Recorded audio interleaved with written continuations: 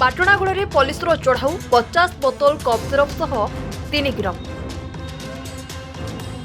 ପାଟଣାଗଡ଼ ଅଞ୍ଚଳରେ ଚୋରା ନିଶା କାରବାର ବିରୋଧରେ ପୋଲିସକୁ ମିଳିଛି ଏକ ବଡ଼ ସଫଳତା।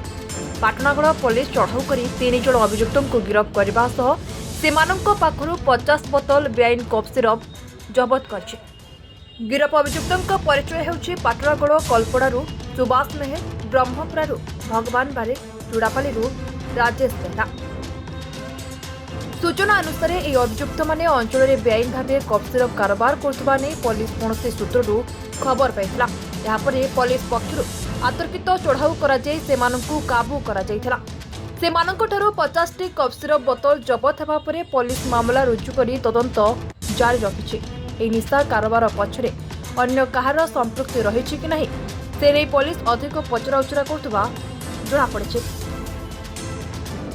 Bureau report SATEJ TV।